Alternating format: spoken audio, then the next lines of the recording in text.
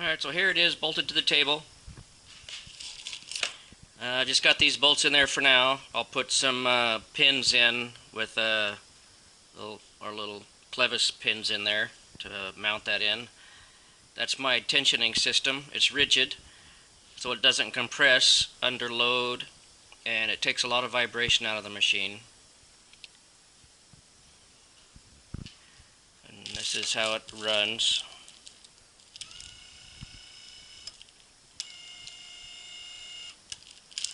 So when it goes up in your tension, then it sits there and it's rigid. It doesn't continue to apply 40 pounds or 50 pounds, whatever you have, pressure against the belt.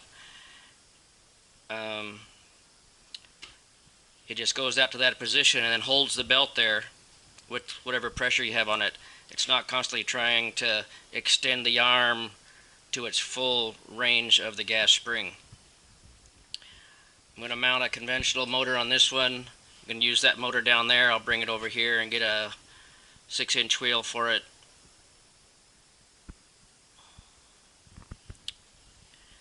I'll demonstrate how I do that, how I align the motor, and how I balance the 6-inch wheel. These run very smooth. I know and it's always happened. I've been making these for 2.5 years now, and it's always a comment, well, there's not enough mass in there because it's aluminum, it's too light. What I've done here is identified where the vibrations come from and how to control the vibrations in a very cost-effective, simple way. And these machines run very, very smooth. They're very high-speed machines.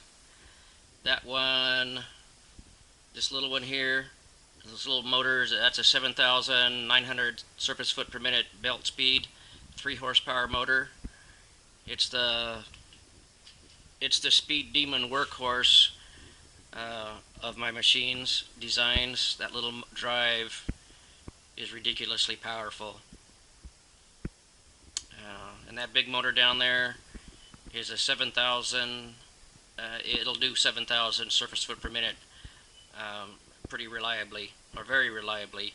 You get more than that and it starts to have trouble pulling down. I've done a bunch of testing to find out where the performance, where I get the best performance out of those motors. Alright, so this frame's going to get this motor mount. Those are like $12 or $15 at Automation Direct. They make it simpler for me, I believe. It's worth the extra few dollars for me. I have mounted them directly onto these plates before, and that's what these plates are there for. But I think it's easier to install them and to drill them, or it's easier for me because I can put this on here, I can square it, measure it, drill it, install it, and then I just set the motor on there and bolt it. It's a little bit more difficult. It's a little bit more difficult on the motor to try to transfer the holes nicely, all hidden underneath there. And so for me, I feel like I can't remember what they are, like $12 is worth the extra time that it takes me to do one by sticking that on there.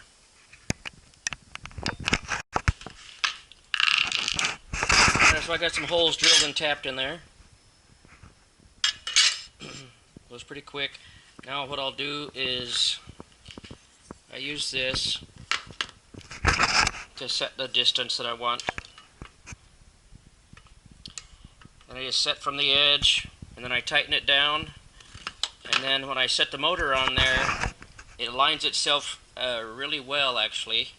That's one of the things I like about it, is it aligns itself really well. So far, all the ones I've done using this method have worked out really quick to get squared up, and this measurement here puts the face of the motor right about even with the edge of the frame, and that gives me good position on the wheel.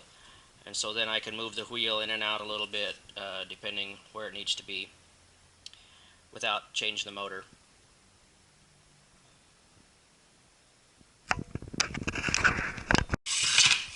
Actually, the one that I ended up doing